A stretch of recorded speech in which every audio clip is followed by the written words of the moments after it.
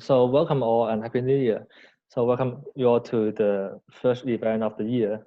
So today we talk about the school museum, in particularly the Queen's College History Museum, in which like I had an opportunity to contribute to. So tonight, this evening, we are very honored to have Joseph Yu, of course my high school friend, and now a PhD student at the University of Oxford in anthropology, to talk about the museum itself, this project, and also his research about the museums and school museums in particular. Joseph. Thank you very much. So before my presentation, I must thank the Hong Kong Studies Initiative of University of British Columbia for inviting me to share my experience curating Queen's College History Museum and my observations on the emergence of school museums in Hong Kong. So for most of us, we spent our most formative years in school. Apart from academic knowledge, we acquire life skills, accumulate socializing experiences, and make lifelong friends in our school years. In my case, that would be Justin Cheng. In Hong Kong, it has become more and more popular for schools to establish archives, history galleries, and museums to collect school-related records and to tell their own stories. In my presentation, I define school museums as museum-like institutions formed by schools as a repository for their artifacts and as a gallery to narrate the history to visitors. Through exhibitions and guided tours of some sorts, these history-themed museums celebrate and enshrine the school's history, their traditions and achievements. The schooling experience is museumized, or in other words, turned into museum experience. But this phenomenon needs to be unpacked and problematized. Why would schools, being education institutions themselves, choose to divert their precious resources to set up museums?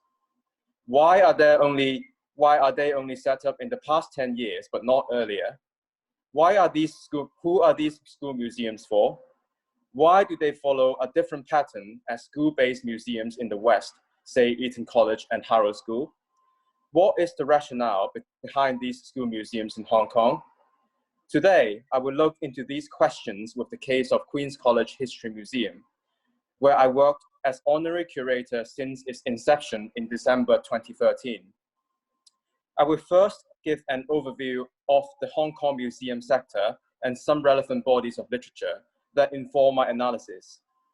Then, I will discuss the development of the History Museum itself, our curatorial rationale, and my experience dealing with different stakeholders of the institution, through which I will offer some observations on. At the end of my presentation, I will show you around the museum if time allows. There was no museum in Hong Kong before British colonization. Museum as a concept is mostly seen as a Western modern creation that was only introduced in China in the late 19th century during New Imperialism. Although some Chinese scholars have attempted to trace the origins of Chinese museums to the Temple of Confucius, Hongmiu, essentially a veneration of his former residence and belongings. But since the early colonial days, the government had been involved in the development of museums in Hong Kong. The first museum in Hong Kong was founded in 1873 at the first generation City Hall, an encyclopedic museum like the British Museum. It was not well attended or maintained overall and was closed in the early 1930s. The 1970s to 1997 saw the establishment of 13 museum-like government institutions, while only 7 similar institutions were founded by private bodies. The current major public museums, like the Museums of History, of Heritage, and of Science, however, were only founded or renovated in its current scale after the 1997 handover. Currently, the official count states that there are 14 government museums and 5 museum-like cultural venues in Hong Kong. But my research shows that if we include non-government museums, there are up to 90 museum institutions in Hong Kong. Previous research on museums in Hong Kong focused mainly on government museums. The explosion of non-government museums in Hong Kong after 1997, with more than 50 established in a short time frame of 20 years, was overlooked. This intriguing phenomenon might be seen as a response to the current politics and decolonization program, but could also be a result of nostalgia, rising historical and cultural consciousness, and the continuing identity dilemma. All of these factors, as I will argue later, facilitated the emergence and development of school museums in Hong Kong. I believe that our understanding of school museums should be built on, but also challenge existing observations and assumptions in our four groups of literature concerning museums and their relationship with remembering, society, and politics. Modern museum is commonly understood as 19th century European invention.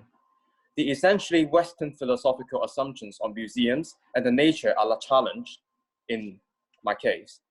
Museums are social institutions and an important part of the contemporary civil society. Because of its social groundedness, their social roles are ever-changing. Of particular relevance to my project is the dynamic processes of exchanges between official representation and public participations in founding and curating their own private museums. Memory and nostalgia play an important role in museums as well, often shaping the exhibitions and narratives through artifacts, themselves tangible evidences on history.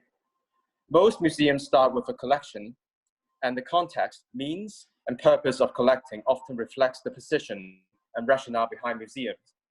Looking into literatures on popular and institutional collecting would be key to expose the motives behind and relationship with historical and cultural consciousness.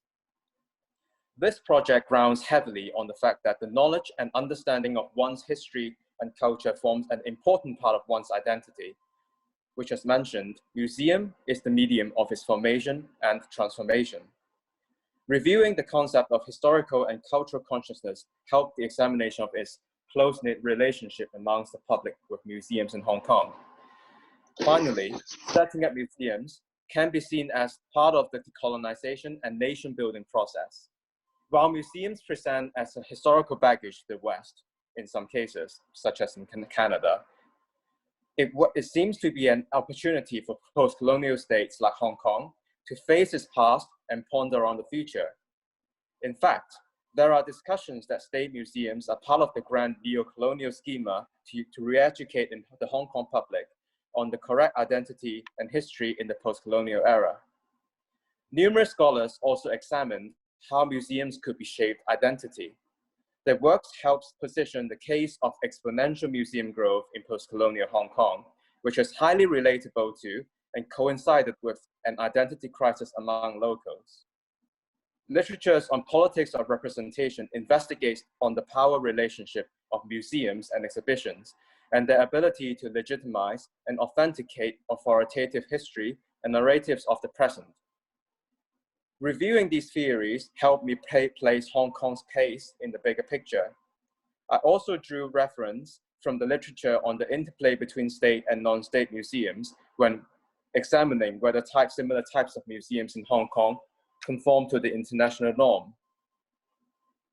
Mutually influenced by Western and Chinese cultural values, social norms, and philosophical assumptions, Hong Kong, at the height of its decolonizing program, is therefore the perfect location to study the contemporary development of museum as a cultural and anthropological phenomenon.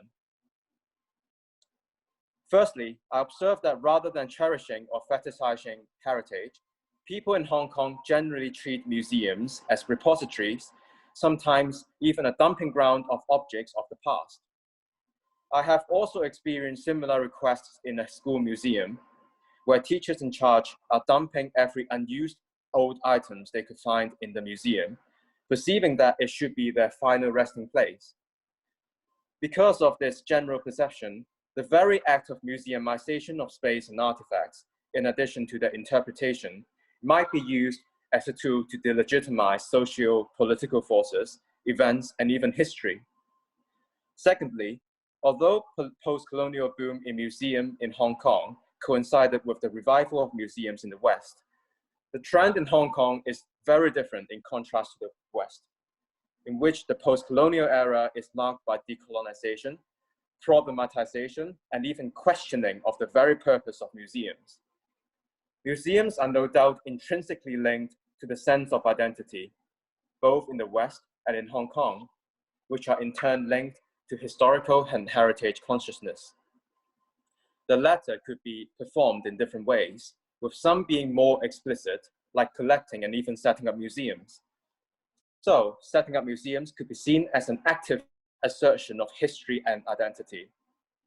Thirdly, museums are traditionally thought of as within the government's remits in Hong Kong, as it has Western roots and the West has pretty much represented by the government in colonial days. Yet, the privatization of museum industry in the former colony in the past 20 years have seen an increasing number of new museums set up to supplement or even challenge the official version of history and Hong Kong identity. This may reflect the rise in historical consciousness of the public, that is, an awareness of their right and ability to critically engage with views and policies put forward by the government, which could be seen as a milestone in the local democratization and decolonization processes since the 1990s. School museums is part of the most recent trend in the development of museums in Hong Kong since the mid-2000s. To my knowledge, there are currently at least 21 school museums set up in Hong Kong, with a number of new ones being planned. They are museums, often historical, established by the school or by alumni of the school to portray and interpret their own history. They are similar to the school history rooms commonly found in mainland China and Taiwan, yet very different to school-based museums in Western countries such as Eton College and Harrow School in the United Kingdom. Those in the UK resemble the encyclopedic approach taken by the British Museum, essentially all but school history galleries exhibiting collections like works of art and war trophies donated by alumni of the schools. I will show in my presentation how such a trend in Hong Kong reflects development in identity and heritage consciousness among the public. Queen's College, commonly abbreviated as QC, as I will do in the presentation, the oldest government secondary school in Hong Kong, has a relatively long history of almost 160 years. Founded in 1862 by the British colonial government as an Anglo-Chinese secondary school, basically just 20 years after the British arrived in Hong Kong, its primary purpose has remained the same throughout history: to educate brilliant minds for Hong Kong and China, and to strengthen the country's youth. At QC, school history research has been a continuous effort first started back in 1905, when the then headmaster wrote for the school magazine a brief history of the college. Yet, the school's long history was taken for granted until the campus was destroyed in the Second World War and all records lost. When school resumed in a temporary campus, the then principal was busy compiling pieces of historical information of the school to avoid a total historical loss. Further efforts came from another former principal who wrote 2 school history chronicles in 1962 and 1987 respectively, tracing its establishment and development. More recently, to celebrate the school's 145th and 150th anniversary, the school's Old Boys Association co-curated 2 school history exhibitions at the Hong Kong Central Library with the Government Leisure and Cultural Services Department, Hong Wen Chu, and at the same time initiated an oral history project aimed at elderly alumni. Building on these foundations, QC History Gallery was first established in December 2013 in a small space converted from a vacant classroom. The name History Gallery, Hao Si Gun, was chosen by the school, as its main function was to store and preserve the increasingly fragile school artifacts. Thereafter, our school history museum went through 4 phases of development. Initially set up and managed by teachers, the gallery had no exhibition, but only 4 display cabinets with some scrapbooks, photo albums, and trophies, in addition to 8 bookcases for school magazines and publications. The school originally viewed the history gallery as a school archive, that is, a repository for school-related photo albums, publications, and artifacts. So in 2014, the first task for alumni visitors like myself and Justin Chang was to build an efficient archival system for existing records. There is no universal categorization or classification system that fits all archives and museum-like institutions. As a small institution, we therefore took time to set one up ourselves. Taking reference from other museum, library, and archives where I worked as an intern, it enabled us to understand our collections thoroughly in the cataloging and classification processes. When a basic catalog has been set up, we turned our attention to the next task, to curate a simple exhibition with the display, with the artifacts and collections. Since we have very little resources and experience, we had to reuse some of the older display panels from previous history exhibitions to supplement the 5 display cabinets in the room. This paved the way for the gallery to transform into a museum.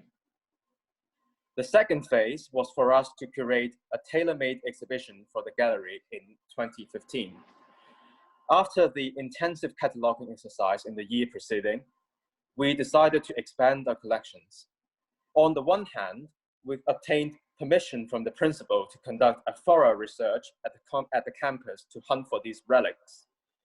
The process was painstaking but fun, as it was as if we were tomb raiders hunting for treasures. The result was rewarding, as our collection almost doubled in size, with old abandoned furniture, prizes and trophies, and even school badges attached with files. On the other hand, we started searching for collections related to our school at archives, libraries, and museums in Hong Kong and overseas. Fortunately, as a government school, QC has always had a good record-keeping practice inherited from British colonial filing system, and we were able to uncover many interesting historical materials, particularly in the British National Archives in London and the Hong Kong Public Records Office in Kwun Tong, that were otherwise overlooked. Such rich materials enabled us to curate a chronological exhibition titled From Gulf Street to Causeway Road, Changes and Continuities of Queen's College, based on historical information we compiled from the 2 school history volumes written by the former principal. The exhibition was well received, and we demonstrated the potential of a well set up school museum to the principal and staff. This convinced the then principal to grant us a new exhibition space elsewhere within the campus. So the third phase for us was to design a suitable exhibition space with some alumni architects and designers. The renovation was also fortunate enough to be financially supported by an alumnus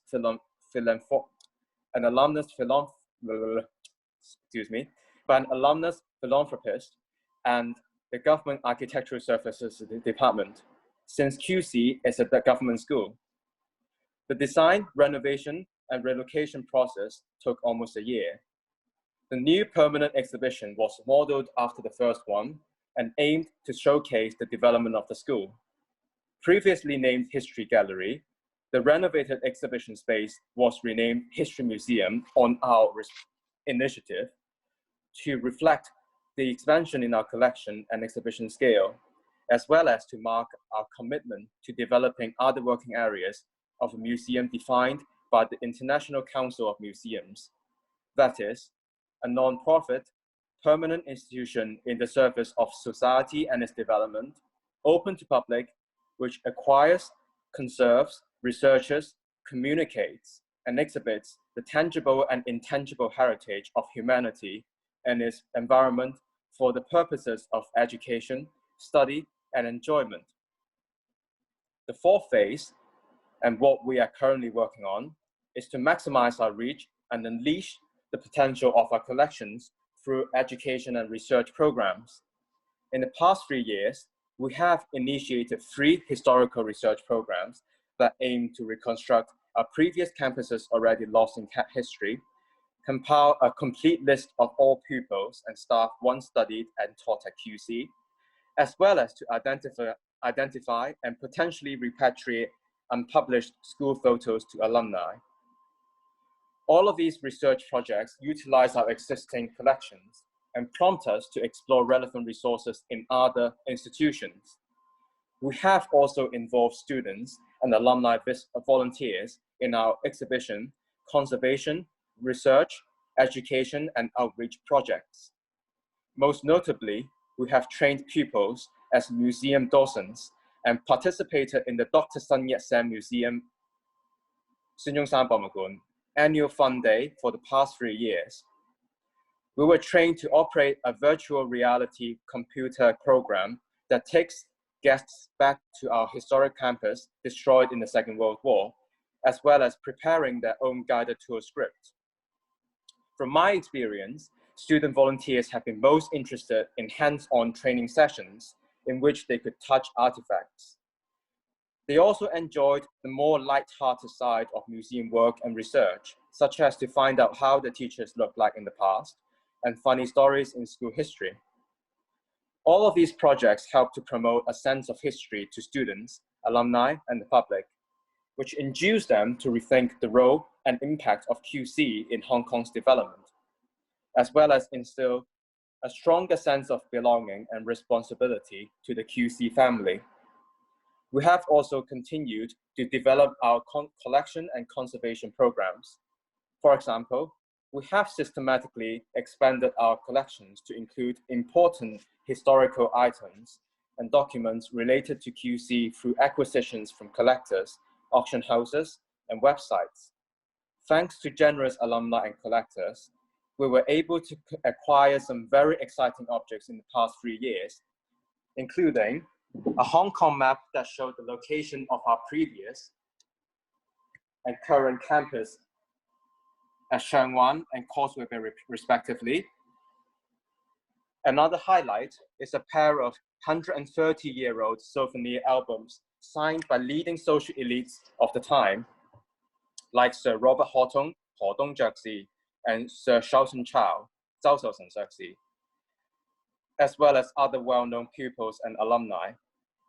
I must mention that these two social elites are QC alumni themselves. We have also invited specialists to supplement our in-house collection and restoration and conservation work. Our collection could be divided into school files and documents, albums and photos, newspaper cuttings and scrapbooks, textbooks and publications, as well as objects like certificates and transcripts, awards and trophies, souvenirs, school uniform items, maps and large prints, signature albums, and objects from clubs and societies. Most of these objects came from the school, either originally stored in the principal's office or meeting room, or abandoned in some dark corners of the campus. Others were donated by alumni and collectors or acquired from auction houses and vintage shops.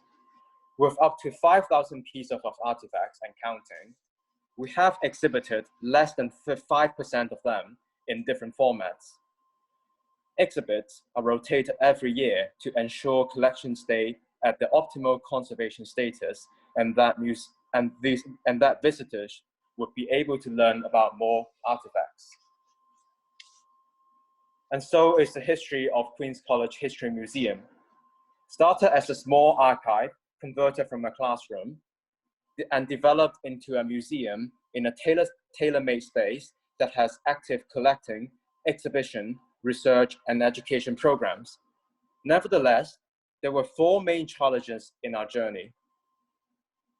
Firstly, it has been a painstaking process to recover pre-Second World War artifacts and documents related to our school, since most of them were destroyed along with our campus by 1945. Since all 3 of us honorary curators studied history at the university, we were able to use our research skills to uncover most of the surviving materials and records, which are collected by institutions and university archives in the United Kingdom and Hong Kong, as well as private collectors and old boys. The internet presented both opportunities and challenges to the curators. Apart from being overwhelmed quantitatively by various materials previously not available to researchers, useful information is often fragmented and hidden deep inside these materials, which require specific historical knowledge and skills to detach them from their sources and connect them with the wider picture. As a result, materials and information previously unknown to the world were found and displayed in the hope that visitors and researchers would benefit from a more holistic picture of the history of Queen's College and its relation to the development of Hong Kong and Greater China. From a technical point of view, we have always lacked space for storing and displaying records and artifacts. Although this is a problem even for many professional museums, it is especially acute in our case, and from my observation, most other non-government museums in Hong Kong. Without any proper storage facility at the school, we have resorted to using storage space above and underneath display cases, as I will show you now.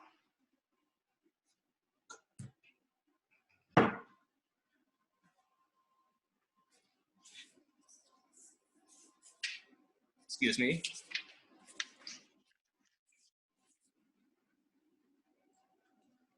As well as designing archive cabinets with storage with doors that double as exhibition panels like such. These are all cabinets, as I will show you now.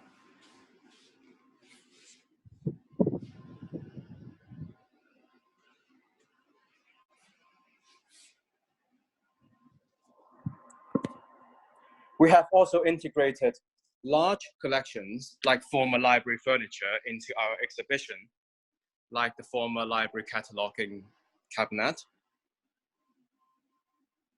and this museum and this magazine rack.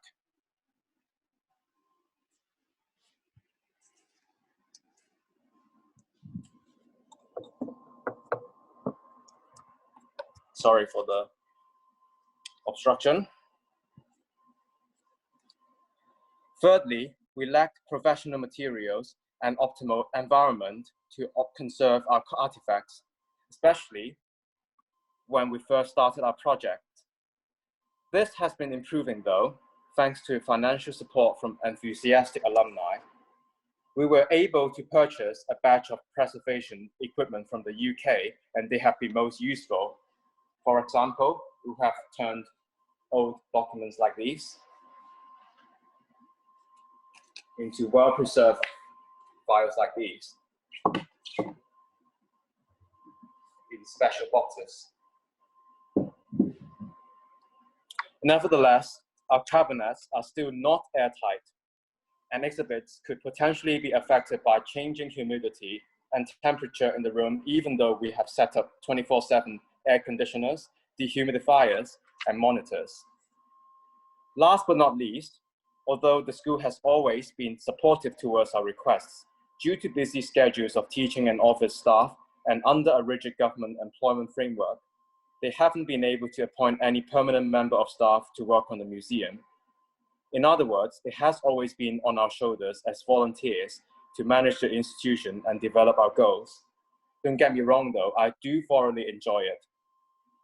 But it frustrates me every time I couldn't be there for a museum event.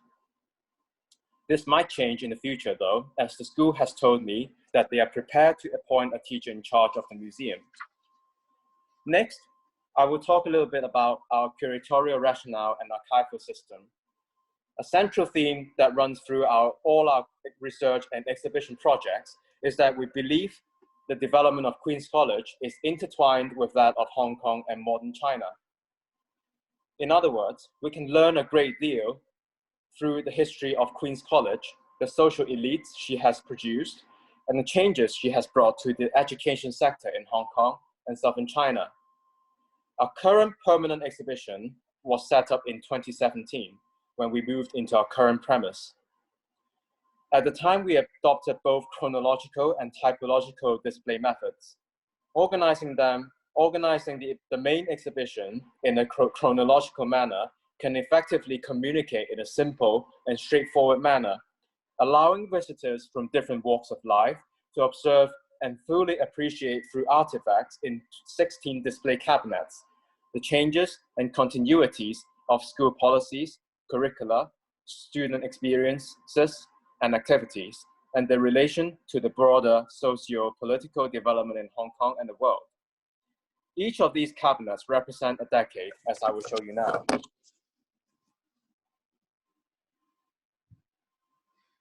They do resemble windows, which visitors could take a peek at school life in the past. One familiar with Chinese metaphors would get how this relates to the term tongchang, which literally means same window, or conceptually, schoolmates. In addition, there are two typologically organized cases aimed at showing visitors the evolution of school-related items formerly used by students and staff from different eras, reflecting the response to changing demands across history. These items include school badges, exercise books, ties, student identity cards and souvenirs. We hope that both displaying patterns will complement each other and inform visitors of a more holistic picture. In addition, we want to replicate that kind of treasure hunting experience we had when digging all these artifacts from different corners of the school campus. That's why we allocated a section of the exhibition as exploration cabinets like these.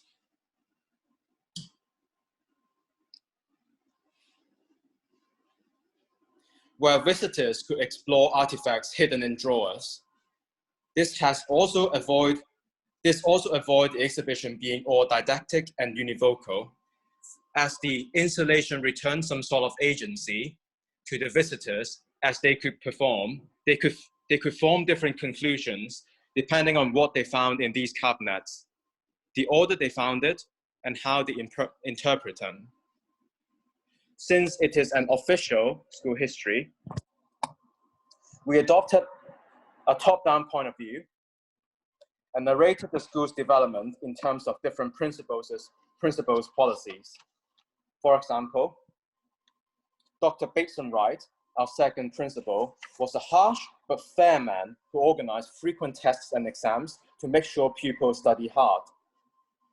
While another principal, Mr. John Stokes, greatly promoted history at school, and as a result, many of the graduates from his era studied history at university. We also believe that the key to a successful exhibition, as well as how a museum is distinguished from an archive, is to let objects tell their stories. So, suitable artifacts that encapsulate the development of particular eras were chosen to represent the periods in the exhibition cabinets. For instance, we decided to exhibit a school slate and slate pencils, as those were what pupils used to study with in the past. Other key artifacts of the exhibition includes photographs of pupils in their Chinese scholar's gown, 長衫, and Manchurian-style cues, 雜邊, playing tug of war, 拔河, and South Asian pupils playing cricket games, 板球. These represent the diversity of our student body in the first 80 years of the school.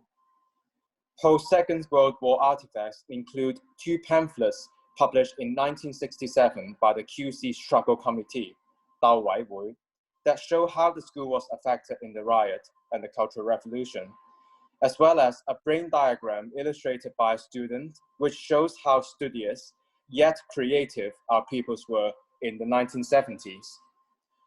From an anthropological point of view, objects embody personhood of their owners. That's why we encourage student docents in their guided tours to appeal to visitors, especially alumni, to elicit their own school memory. We have also made available a pre-recorded audio guided tour in case students or alumni docents could not be arranged. Also, whenever we acquire an artifact from a donor, we made sure we mark down their stories not only for research purposes, but also to enrich the exhibitions as we could tell the stories during guided tours. Now, I have 3 observations on the emergence of school museums that I gathered from my experience curating QC History Museum, as well as visiting other school museums in Hong Kong. Firstly, I argue that most school museums have resemble traditional Chinese ancestral halls in different ways. Like ancestral halls, 祠堂, school museums provide answers for the present and directions for the future through an enshrined past. This matches with my observation that most school museums enshrine and glorify the past while omitting challenging histories. They are not ungenerous either in celebrating the success of alumni, often with pictures and quotes, so they are remembered like the wise old man who preceded us in an ancestral hall. For a lot of ancestral halls too, it will make sense to glorify the clan's heritage by emphasizing their longevity and so on, as a lot of these halls are used as meeting halls where important guests could be entertained and guests could learn of the clan's impressive heritage. Similarly, a lot of the school museums double as school conference rooms, such as those at St. Paul's College, Diocesan Boys' School, and Aberdeen Technical School. To glorify the school's history, school museums would often mention the longevity of the school and various achievements of their alumni. In fact, reading some school publications, I discovered that QC had proposed to set up a school history gallery as early as 2008. The original plan was to focus on the major donor, Dr. Fok Ying Dong Henry's lifelong achievements, with only a small part dedicated to school history. The gallery was planned to be a second meeting room for the school. QC could only be an exception to the aforementioned characteristics, as we have consciously and intentionally diverted away from this development in favor of a more balanced and objective narrative. Although, that being said, I wasn't trying to criticize any other museum. It's just my personal observation on how other school museums are organized. Secondly, I argue that most of the school museums were formed with significant backing and demand, even themselves a proposal from the alumni body. Very few were formed for the sole purpose or primary purpose of educating students.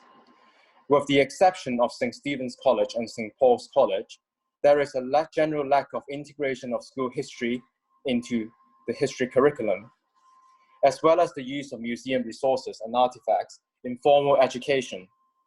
However, this is by no means a criticism, for a school can decide how they would use their school history gallery, but this is an observation that tells us who these museums are for. If I had to pick one major stakeholder of most school museums, I would be inclined to say they are for alumni. It follows that the demands for school museums come mainly from alumni who, following the awakening in post-handover Hong Kong, are in active search for their own roots, the history, heritage, and identity, as they struggle to cope with accelerated socio-political, cultural, and identity changes. A result is that history and heritage consciousness is undoubtedly on the rise in Hong Kong, as we could see from the latest development in the Bishop Hill Surface Reservoir Conservation Incident, 主教山柱水池嘅保育事件. As I have mentioned at the very beginning, school years have been our most formative years, and such experience very often defines who we are as adults. It is therefore natural for alumni to look back at this stage of their life and reminiscent about the past. Of course, demands for school museums also come from schools, but to a smaller extent, as schools tend to see school museums as a tool to instill a better sense of belonging, establish a positive school ethos that lead to better reputation, aid school management, and of course, a space for depositing all old objects. This also explains why school museums have only emerged in the past 10 years, but not earlier, as socio-political changes accelerated in Hong Kong, resulted in a number of incidents and deep-level conflicts that triggered people to reconsider who they are. As the demand lies in tracing one's roots, establishing one's identity, and reminiscing about one's past, school museums would focus on school history rather than becoming encyclopedic museums like those in the West, which displays anything but school history. Of course, there are exceptions, like St. Stephen's College Heritage Gallery, which focus also on the campus history as a Japanese internment camp during the Second World War. Thirdly, the link between object, memory, and identity has been a key to the emergence of school museums in Hong Kong. From my experience of visitor engagement, material artifacts are often elicited fond memories among alumni visitors, forging a collective identity and sense of belonging to the school across generations. In time of identity confusion in post-colonial Hong Kong, this stable point of return to a point when everything was simpler and everyone was happier as carefree student may prove comforting for many. As I have just mentioned, the need for identity in a time of confusing decolonization and globalization demands the individual to look back to the past and search for answers. All of these, I argue, have been the purpose and motivation behind the museumization of schooling experiences in Hong Kong.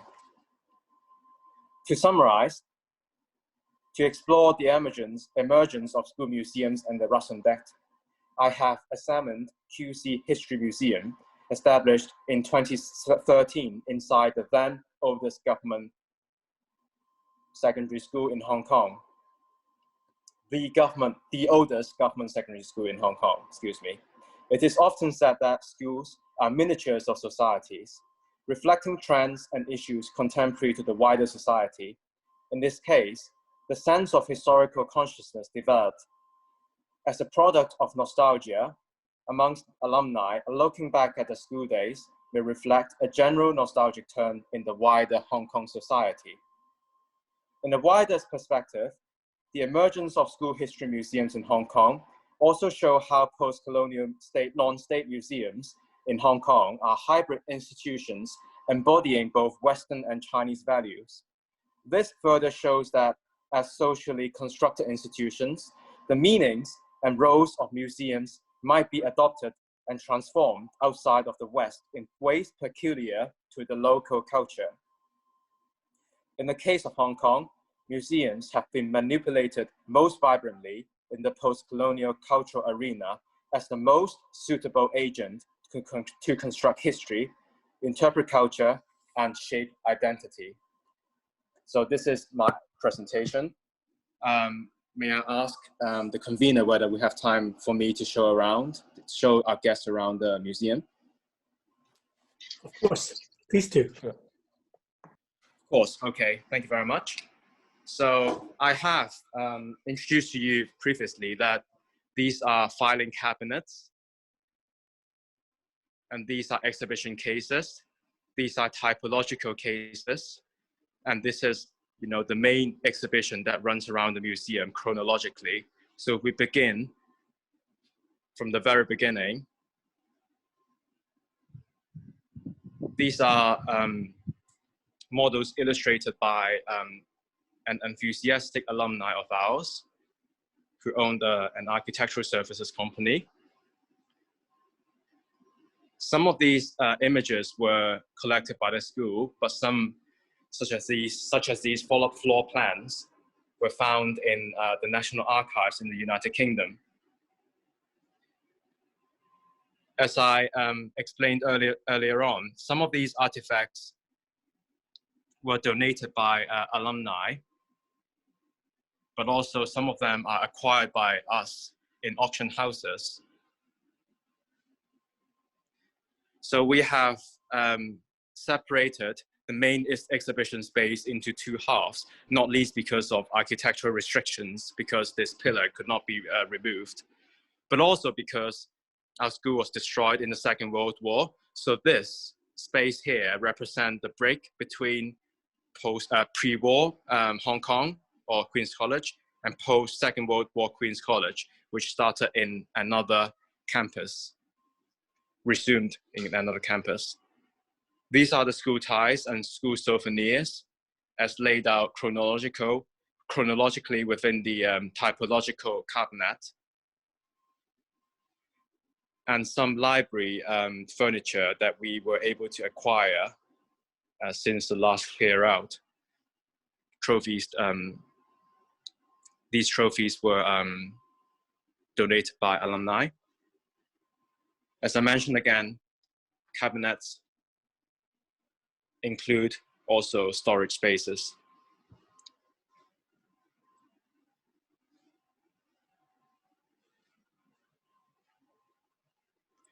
And we have also printed our own museum leaflet for guests to take home.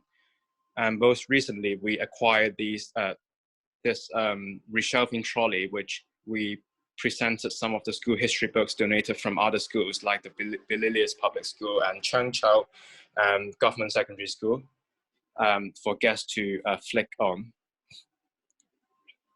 These are school magazines that visitors could read when they are in the school, as most alumni are very interested in looking back at how they looked like when they were schoolboys, basically. And outside of the museum space, we do have this very impressive timeline corridor explaining the evolution of the school, as sometimes this museum could not be open due to staff shortages or well, currently COVID restrictions. And these chairs look very historic because they were removed from the school hall, and instead of sending them to the rubbish dump, we rescued them, putting them outside for photographic purposes. Right, I think that's all for my brief tour of the museum. I'm happy to show you around if you would like to, and do request if that's the case. Thank you. Passing back to the convener.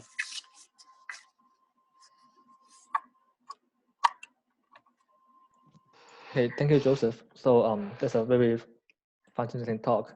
So there are a couple questions in the chat room, and also we have received some other questions as well. So I think we'll start with the question that, let me see. We'll start with the questions asking, how do you see the, or your experience that, like how the relationship between these new and Hong Kong-based museum initiatives and those all the ongoing practices of the alumni networking, like in Hong Kong and in the diaspora, like do they tap into or enable similar feeling or projects, or do they have some different things? Sorry, the connection broke a little bit. Can you repeat the last question? Yeah, so the last one is, do they tap into or enable similar feeling or projects, or do they have some, or do they do some different things? Alumni projects and networking, is that what you meant?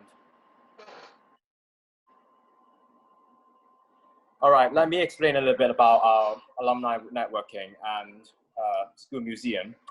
Our alumni are very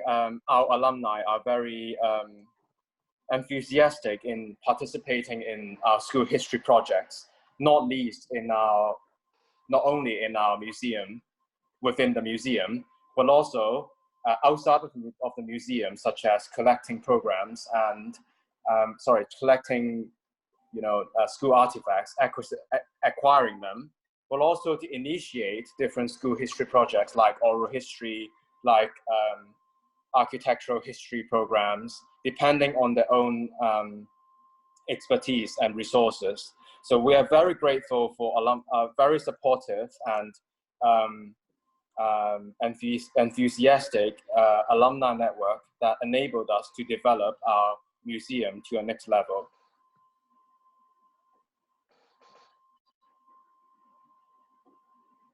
Sorry, does that answer your question? Yeah, I think so. So I think my follow-up question should be like, so it said that like, the alumni network, the alumni and their networks are very important in contributing to all these school museums projects in Hong Kong. So I was wondering, like, how about those younger, like for those schools with shorter history, like if they for those who were founded in like only a few decades ago and have like a fewer alumni base, like how do you think if that would be possible? Right.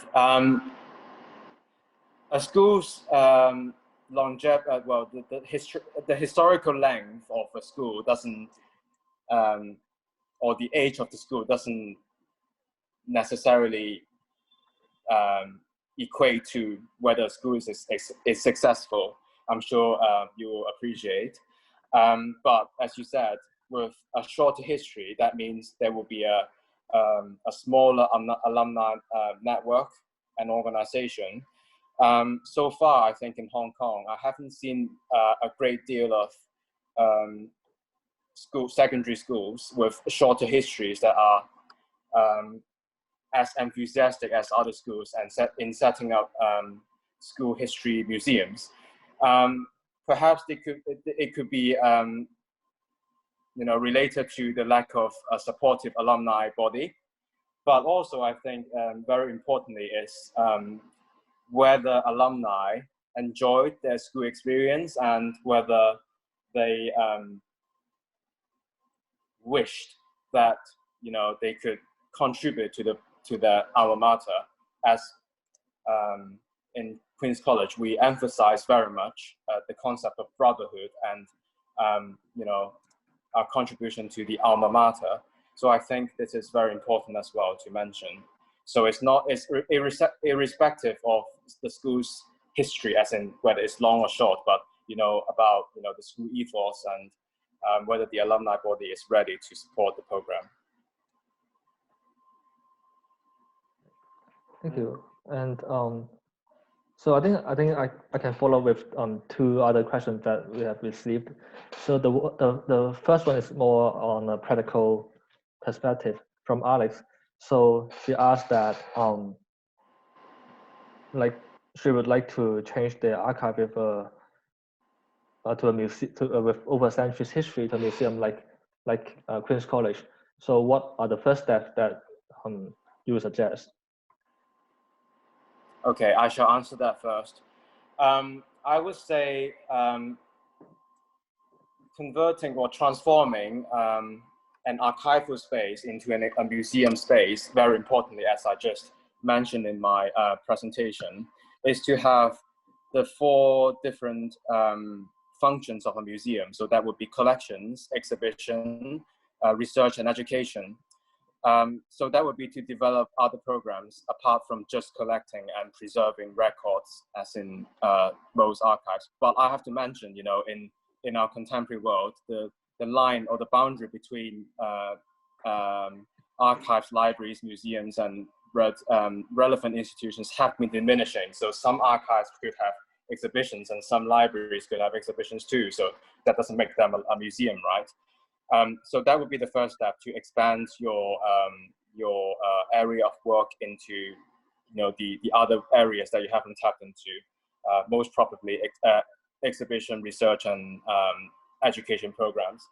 But also I think is to expand your horizon, maybe to go to some other museums and institutions to have a look at their own, have a look at the exhibition programs, connect with your with fellow museum curators to see what's the best for your institution. Because for some institutions, you might not have enough artifacts or collections to be able to show, to be able to form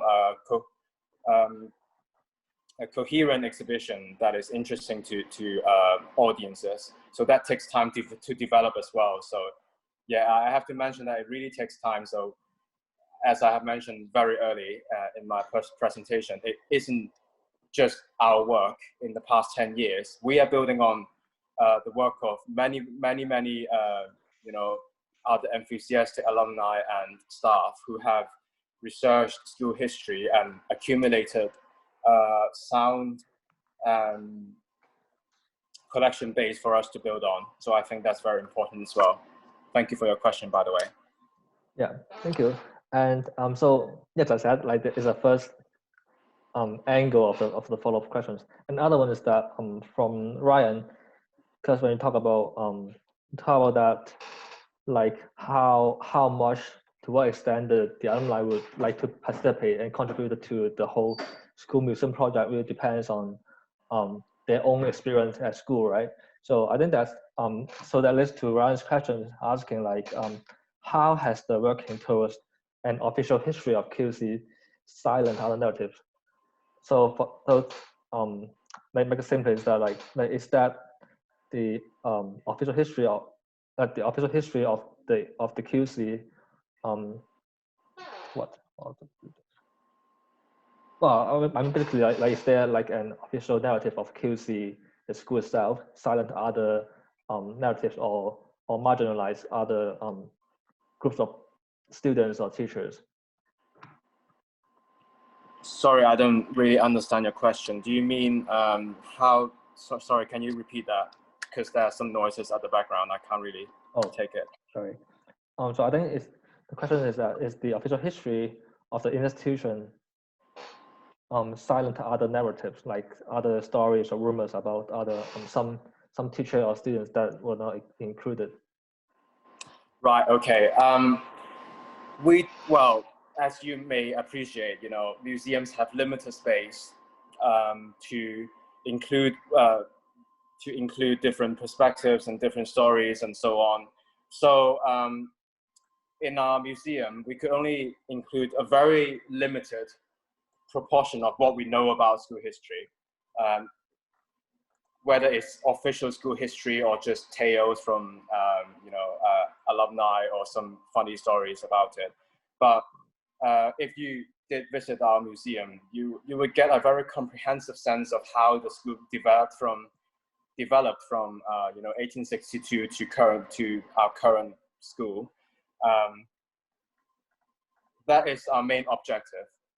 If we have more space, then we will include some more funny stories. It could be unofficial, which we will indicate in the exhibition. But it's mainly due to space, limitations in space. It must be mentioned that though, as I have in my presentation, that we have an audio guide system.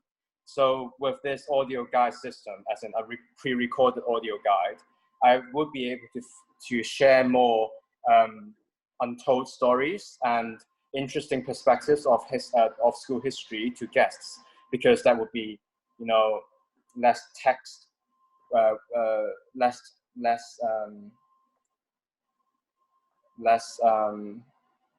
draining on our resources, on our space, exhibition space, as you could pack loads of words in just one audio recording. So that's our approach to expand the official perspective. But it also has to be mentioned that we operate a very active Facebook page that shares some of the more light-hearted stories on social media, which are always well received among alumni and the general public. The most recent post we have posted is about the two ancient cannons that stand outside our school entrance. So these are different ways that we could expand on the official history. As in other museums, that would be the approach to take. Thank you for your question, Ryan. Thanks, Joseph. So regarding the previous questions on the relationship between the this school museum initiative and the alumni network, so Nadine Edward would like to ask the follow-up question on her own. So please go ahead. Okay. Thank you, Justin, for inviting me to come back to this question. I was just curious about, whether you see any differences, I guess, in sort of older, the old boys, and sort of associations have been around for a long time, right? And so thinking about the different practices of, and old girls networks, right, for the girls' schools. So dinners or, you know, different kinds of networking activities. And I just wonder if you see differences between those kinds of activities and this more sort of, seems like a more historical turn, sort of interest in heritage. Do they come out of, are they part of the same project? Do they sort of express the same kinds of feelings? Or is this sort of a new, does this feel new to you? And if so, how? Or yeah, I'm just wondering if you see a difference there, I guess. So regarding your question, I think if I got it correctly, you mean how alumni networking events or, you know, initiative have changed over the years? You mean in the past and now? Is that what you meant? Yeah, perhaps. And maybe are there tensions as well, like, you know, between the kinds of alumni goals and you know, the goals of a sort of museum or heritage-based project. But yeah, the change is, I think, is interesting. Right. I think, as I mentioned very early in my presentation, there is, in fact, a historical turn round about, you know, the second half of the 20th century. Of course, it takes time for a school to realize, you know, we do have history to show our guests. So it takes time for a school to, you know, go from being, you know, quite a young school to an old school. Then they know, you know, we ought to keep our records and we ought to exhibit them to the public. With regards to the alumni, I think there is a similar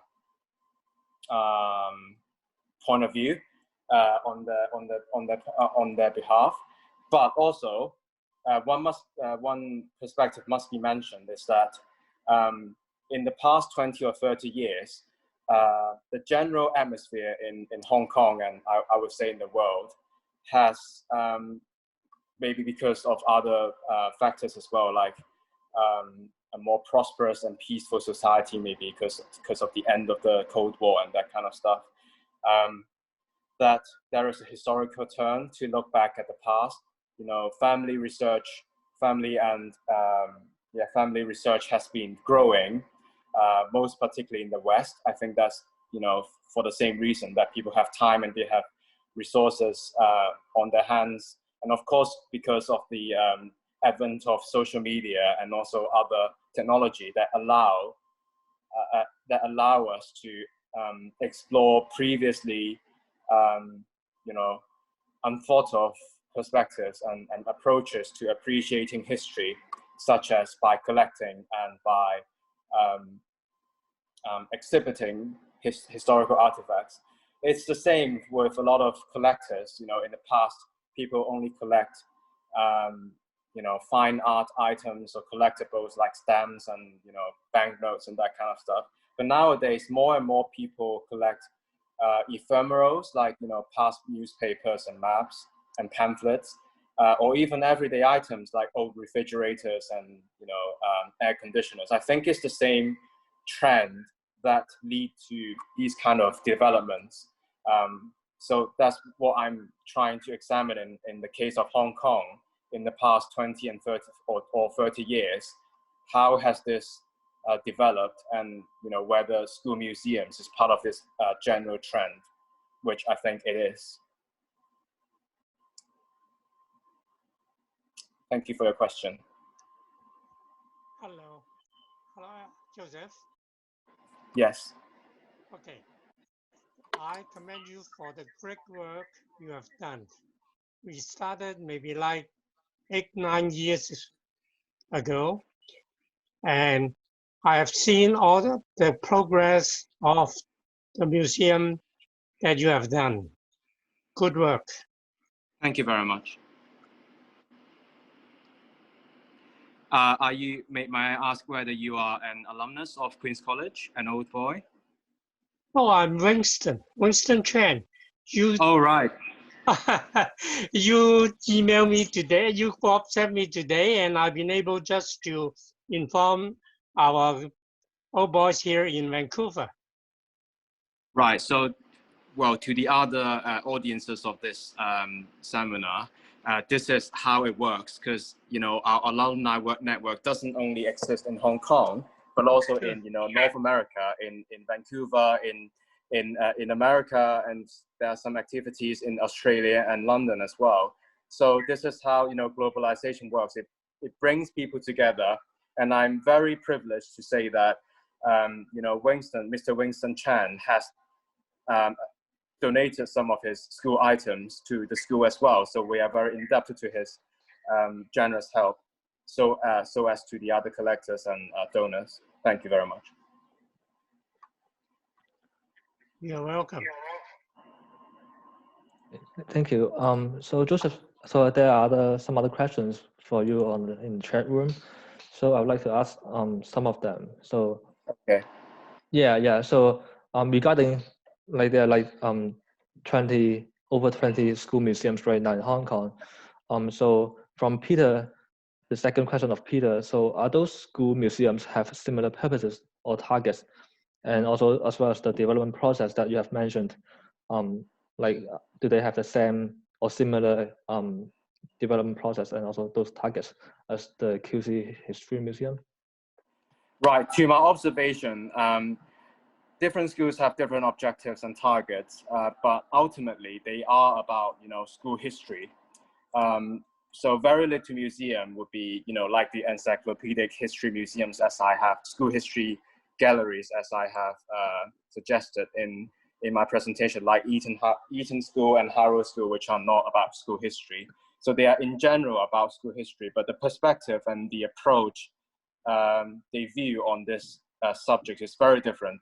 So for example, as I said, in St. Stephen's College History Gallery, Heritage Gallery, they put they put a lot of emphasis on the suffering of prisoners of war and captured civilians in the internment camp under Japanese occupation, because they do have this part of history to tell, and I think it is correct indeed to set up a space to commemorate these events, which are very unfortunate. For other schools, they might have their own focus or different perspectives. For example, I think there's a school in Sai Kung which focus on Sai Kung culture, whereas the history gallery in Changchao in Changzhou, I think Changchao Government Secondary School, focus a fair bit on the development of the island as well, because the island heritage is very rich as well.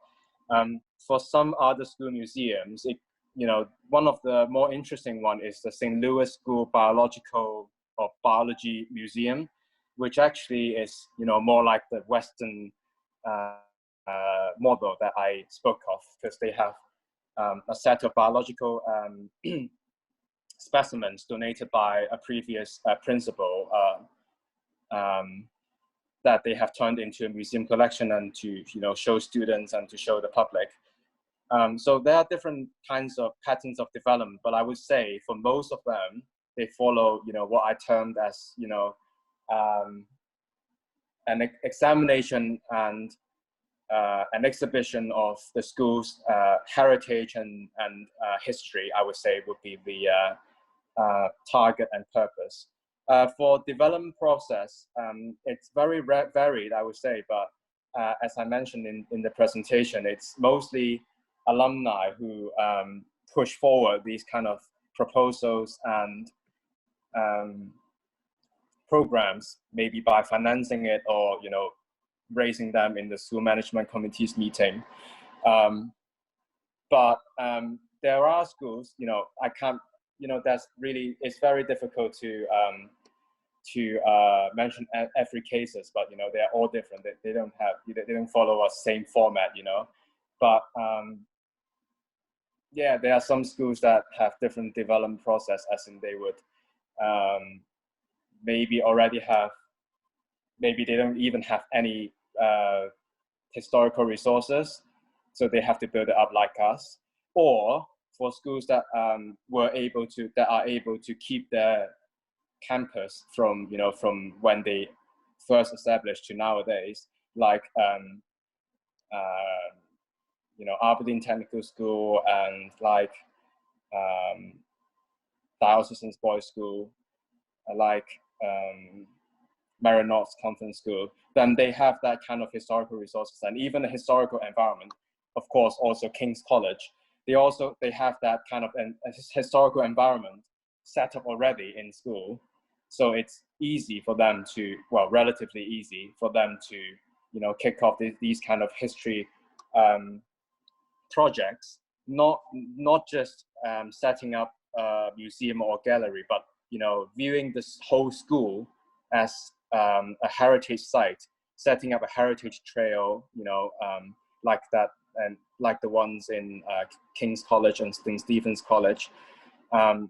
So yes, so there are different development patterns, but as I said, in general, they follow the you know, the one that I listed in my presentation. Thank you. Okay, thank you. So Hello, yes. Just want to find out, how is it going with your new collection of the Yellow Dragon from the son of Liu Honchai? Were you able to get everything, all the slides, all the photos, etc.? So this is another perspective. This is another working areas that we are developing on. We are developing an even an ever-growing and stronger connection with the alumni network through the Old Boys Association, but also through the school and our own museum programs, museum media outlets like the social media page and our websites, to connect with you know, alumni and former staff, as you have mentioned, Mr. Liu Hengchai, Joseph Liu Hengchai, a former staff at QC, which was also the founder of the Hong Kong Space Museum, which recently passed away in the past few years, to retrieve any records that descendants or themselves would like to donate to the museum. So we are currently in the process of communicating with Mr. Liu's descendants through an enthusiastic and old boy of ours, Mr. Alan Yu. And I promise that he's working tirelessly on, you know, exploring options to acquire any remaining artifacts that their family would be happy to dispose of to our museum. But as of this moment, we haven't got any material acquisition yet to the museum, but I'm sure in the future we will be able to get some. okay, thank you, Joseph. So I think time is about up. So I will ask the last question, which is from Peter Yu.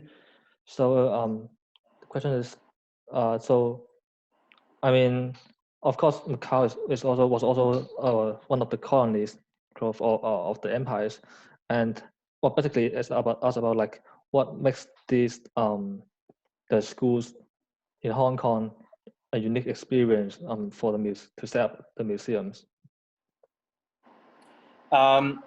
We must appreciate that Hong Kong follows a very different development pattern from even the nearby colony of Macau, not least because Portugal and Britain are very different colonizing or, you know, colonial powers. They have very different agendas, very different power patterns and diplomatic relationship, you know, with the nearby, you know, with mainland China. So I would say but also because of the, you know, economic background and socio-economic forces, industry, industrial development in Hong Kong and Macau, which are very, very different. So say in Macau, it's mostly about, say, casino, tourism, that kind of stuff. But in Hong Kong, we rely a lot on, you know, the real estate market, the financial services market, the service industry, this kind of stuff, that all compete for more land. So land prices, as you all appreciate, are, you know, increasing in the past, you know, 50 and 60 years. So in Hong Kong, it's much more difficult, I would say, a much more difficult environment to preserve heritage, as evident in many cases, like the Hong Kong Club, the General Post Office, which were all torn down in the past 50 years, even during the British colonial era before the handover. So it's a very different environment to for museums to survive, for independent museums to survive more in particular. So I'm not very familiar with the development of school museums in Macau themselves, but this is my general observation that the museum development follows the economic development pattern of a specific space in this world. So I would say it's a very different environment that these museums and institutions are operating in. But I will endeavor to go and visit other museums in Macau in the future, after COVID restrictions. But I think it's a very interesting question to think about. But I would argue that a lot of these differences between Macau and Hong Kong's heritage and even school history development would be due to the different economic pattern and economic development and socio-political and cultural background of the two former colonies or two cities. Thank you so much. So I will pass it back to Professor Shin. Thank you, Justin, and thank you very much, Joseph, for a fascinating discussion and also showing us around your museum. I mean, I guess this is one of the nice benefit of COVID, if there's a benefit, is that we're able to go online and to be able to do things that we otherwise wouldn't think of doing, really. And so thank you very much for the talk and for the tour. And there are a number of things that you talked about in your talk that that really make me think about. I mean, there are many topics that I would like to explore. Of course, we won't have time, but I just want to tie a few things together and maybe to perhaps to probe you, and then perhaps you can think about it. So when you talked about the similarities between school museums and ancestral halls, right, that's highly fascinating. I'm a historian of China, and when you talk about ancestral halls, of course, I was thinking about the ones in Guangdong in the late imperial period, and you make some very interesting comparisons. So I mean, again, we won't have time, right? So what other connections are there, and what other differences are there? Of course, ancestral hall, one of the sort of the important ingredients is the blood ties, right? Whether real or imagined blood ties, and clearly that is not what is assumed for a school community. However close, however much we call each other brothers, we are not tied by blood, right? So there is that kind of difference. But still, I think it's highly fascinating to think about the connections between museums and ancestral halls. I never thought about that connection. And so anyway, it could be interesting to pursue, to think about. And also when you talk about this sort of new wave of interest in museum making, and to think about it in the context of post-colonial social political changes in Hong Kong, that somehow triggered my thought about in the late 16th and 17th century. I'm a historian of the Ming Dynasty, that's what I think about. And one of the thoughts that I have was that in the late Ming period, there was also this kind of anxiety that something seems to be losing, that something seems to be missing, or that the elites in society were losing grasp of something. And I'm not sure whether that is something that you were hinting at when you talked about the need for schools like QC to form some kind of solidarity, right? The alumni or the schools, the student body, using museum as a tool to form that kind of bonding. Again, the 17th century is very different from the 21st century, but it does make me think about that kind of connections. And of course, the question from Professor Atwell, talking about networks, is highly interesting as well.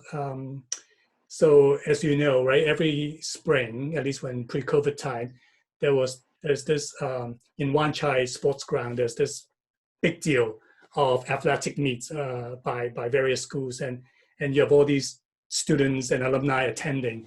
And so that has been one of the sort of the key events in showing solidarity and sort of identity with one school.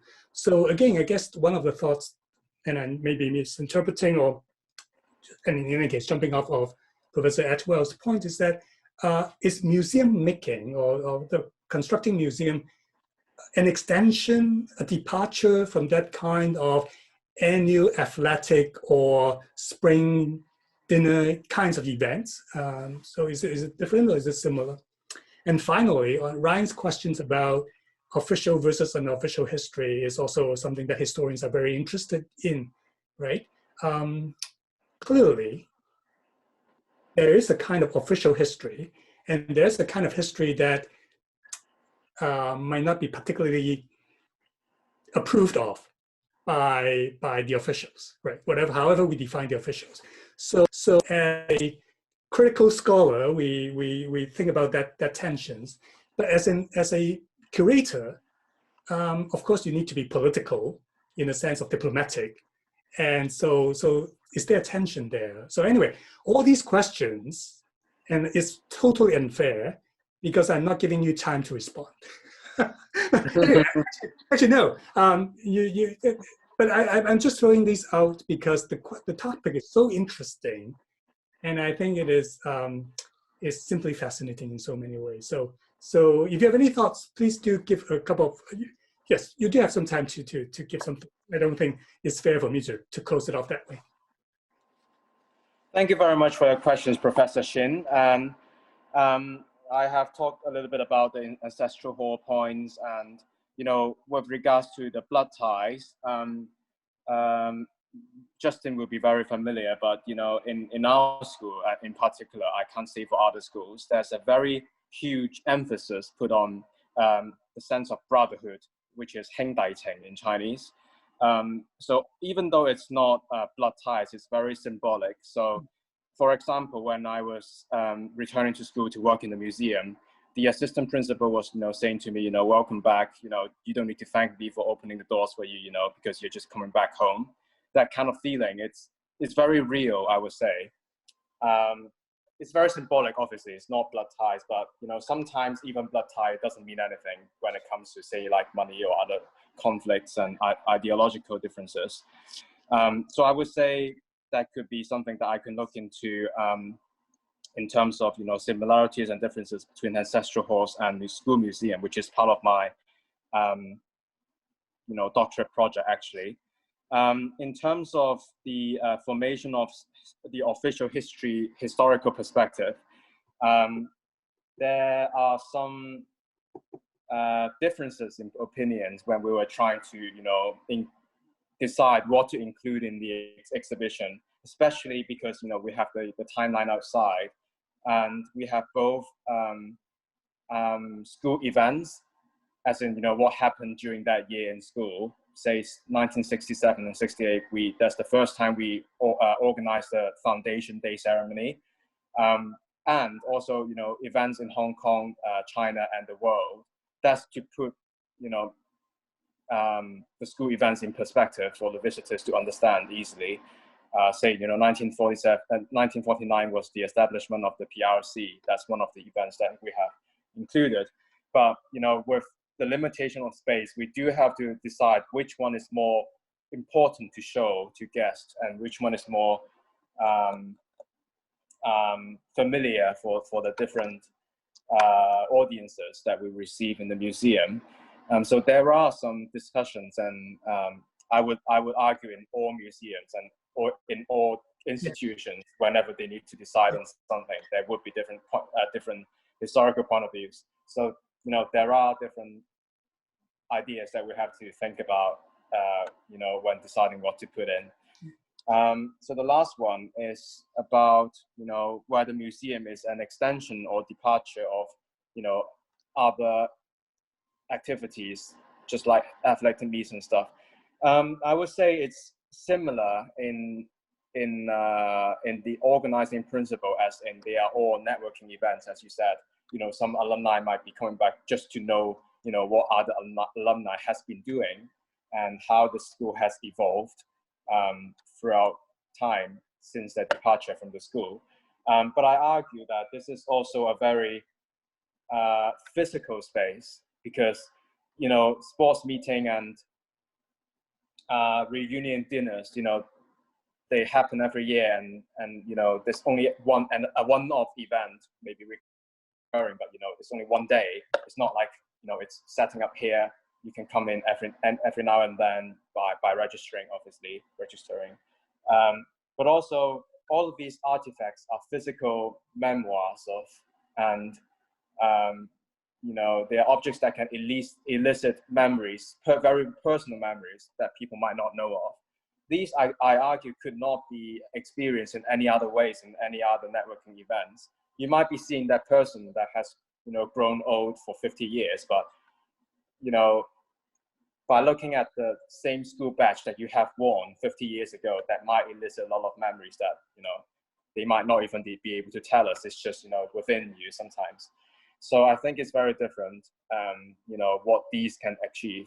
And maybe this is why, you know, alumni are increasingly looking to establish physical spaces like these as a repository of the memories, of the objects which imbue, you know, which the memories are imbued on. So yeah, I think these are all things that we can think about. Thank you very much for your questions. Oh, thank you very much. Inspiring platform. It's wonderful.